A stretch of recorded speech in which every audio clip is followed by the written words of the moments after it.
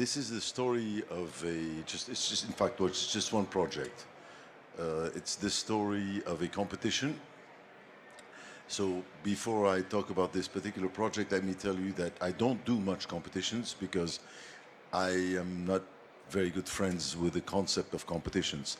Simply because competitions are sort of like insane blind dates for architects, meaning you cannot negotiate the act prior to making the act of architecture.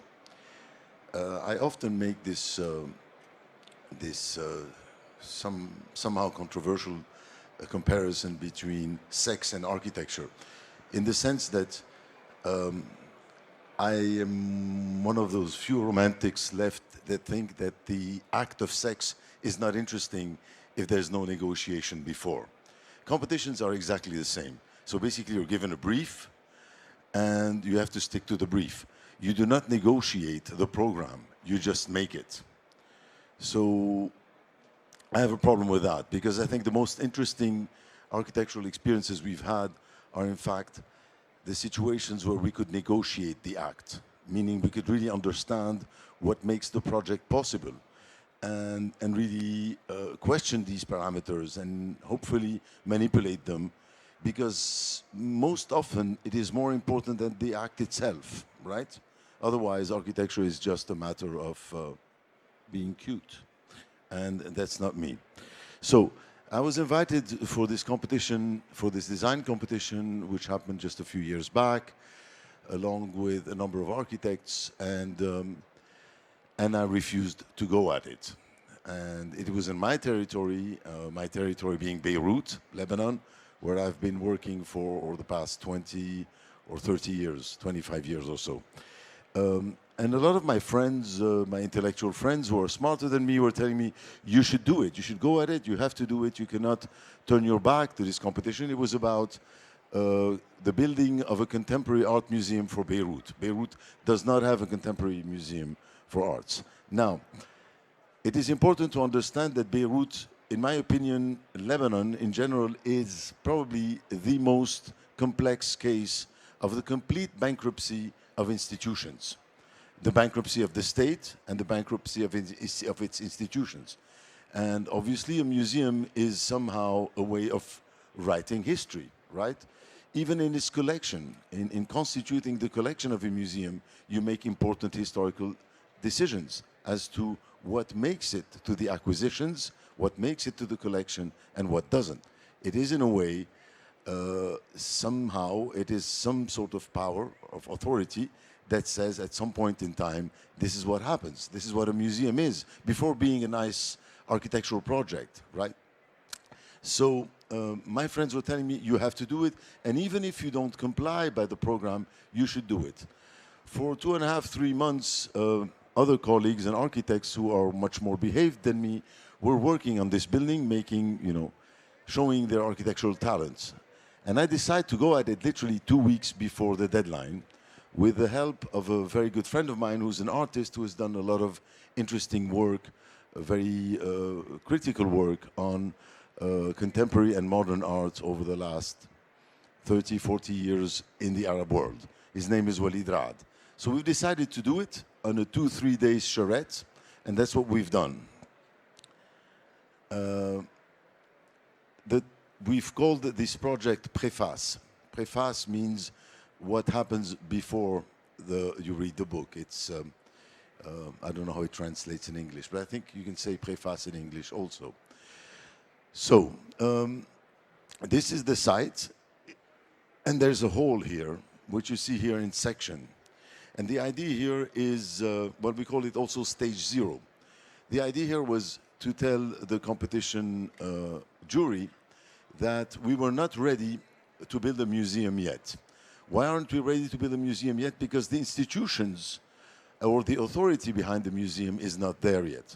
You have to understand that Lebanon has not written its history of its recent past, and this is probably why I consider that the war is still not over. Officially, the civil war started in '75 and ended in 1990. But since the 90s, I kept saying the war is not over. Why is it not over? Because we did not agree on a consensual history. And that's the core of the problem, and it's probably the core of what I've been doing on this territory for the past 20, 25 years or so. So I say, with my friend Walid, we do not build a museum, but you, jury, pick what you think is the most interesting architectural scheme, and you dig the hole and retaining walls for the foundations of a museum to come at some point in the future when we will be ready to build a museum, to acquire the acquisitions, and when we will agree on a common history, on a common consensual history. In the meantime, all we're ready for is to dig a hole. And in this hole, because I'm very pragmatic, we could, if you look very carefully at the holes in the retaining walls, we would build galleries inside the guts of the site, right? And these galleries, Hamas style, you've been hearing about Hamas lately, tunnels in the guts of the site, in the city. And we would go look for about 15 private collectors, which there are in our territory. We have a lot of private collectors who have incredibly complex and rich collections. And we would go to each one of these and we would give them temporarily or for an undefined amount of time, these galleries where they could show their art.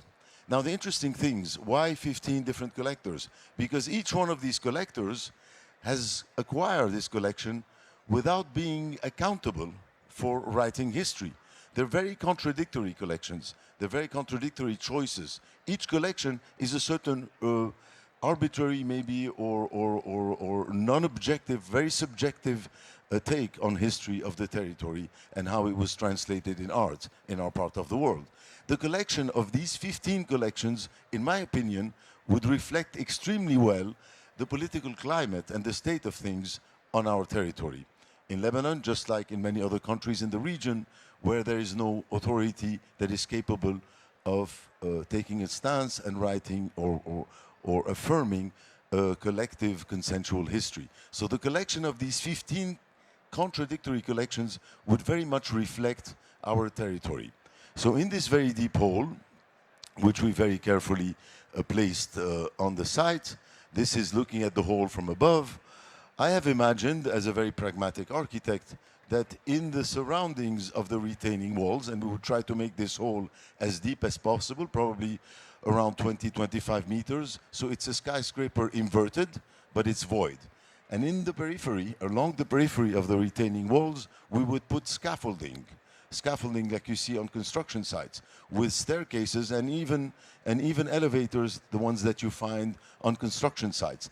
That would lead you to the passerelles that will have you access all these holes so you can go and see the galleries and see the collections. So this is another kind of diagonal cross-section in 3D of our very deep hole. And I was very, although my friend and colleague Walid had an artist's take on the situation and might tell you a different story. We meet basically on the political meaning of the project, but I, as an architect, as a very pragmatic architect, who firmly believes in the spontaneity of architecture and the act of the importance of spontaneous architecture, particularly where I come from. And due to my relationship with temporality in architecture, I think that architecture should really reconsider its relationship, and architects should reconsider their relationship with temporality. As us architects have a problem. We are the last survivors of the Stone Age. It is literally the last profession that is completely stuck in the Stone Age, in the sense that we still conceive of buildings and build buildings like our ancestors did. You know?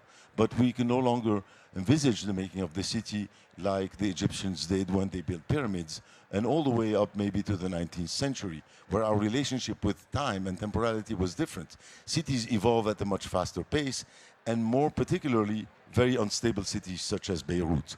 So this is my very deep hole.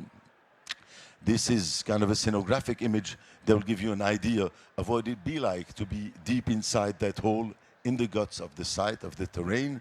And this is a take on, a theoretical take that my artist friend kind of drew on a map where he tried to connect the whole to the different residences of the collectors in Beirut, literally Hamas style. So we would be digging, he would think that we would be digging tunnels that could reach these residences under the ground, protected from the warplanes and protected from any sort of authority. I didn't go that far. My take on the story was much more pragmatic. This is a model we did, but I'll get back to that in a second. So my take on the story was the following. They had talked about a budget of about 65 million euros roughly to build that building, excluding the acquisitions of the artwork. My take on it as a very pragmatic architect is that my project, first of all, does not necessitate any acquisitions. So we're saving lots of money on acquisitions. Besides the political meaning of not acquiring, and besides the meaning of all the contradictory collections being far more meaningful than one impossible collection on which we cannot agree. And besides that, and more important than that, my building would probably take, as a rule of thumb, digging and constructing load-bearing walls is usually 5 to 10% of the overall construction budget. Meaning, out of the 65 million bucks, I would be spending probably $5 to $6, $7 million max for my proposition, and my proposition could be ready in a 9-month period. We were disqualified. We were disqualified because at the jury you had dinosaurs in the likes of Mkulas and Lord Palumbo, these kinds of authorities that still have a dinosaur take on architecture, and obviously a dangerously naive take on context, which they absolutely don't understand the complexity of the political, environment in which we're operating. We were disqualified. Interestingly enough, 5 years ago, the museum is still not built. They still don't have the budget to build. They will never build their stupid museum. And the 12 idiot architects, excuse my term and my lack of respect for my very dear friends and colleagues who participated in this stupid exercise, they will never build. On the other hand, my friend the artist, who is quite a recognized artist, decided that we make 10 copies of our prints, and we sell them through his gallerists, as well as the model that you see here, which was acquired by the Maxi Museum, in fact, in Rome. We made much more money than all the architects who pretended they were making architecture as artists, but to me, this is not enough. I still believe that if this museum was taken more seriously by the idiots who were at the jury, we would have sent shockwaves across the art world, because a museum in the Western sense of the term is impossible in Beirut, politically speaking. And unfortunately, these idiot architects and others who were sitting at the jury have completely lost track of the fact that architecture is first and foremost a political act. And unfortunately, I'm probably one of the last romantic architects who believes in that. Thank you very much.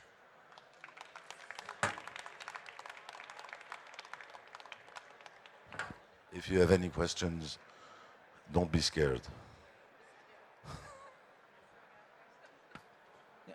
I just would like to say that we should be friends, Bernard.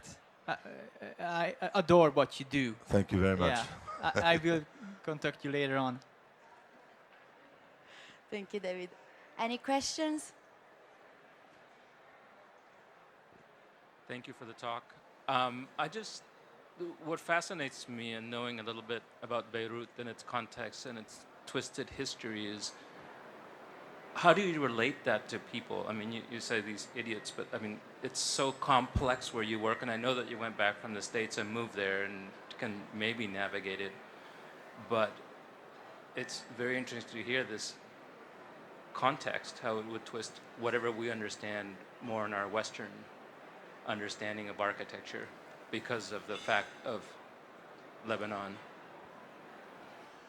I mean, to tell you that I understand would be not very honest. I don't think I understand. I'm still extremely confused. But I think at least it's important to know that one is confused, and to accept that.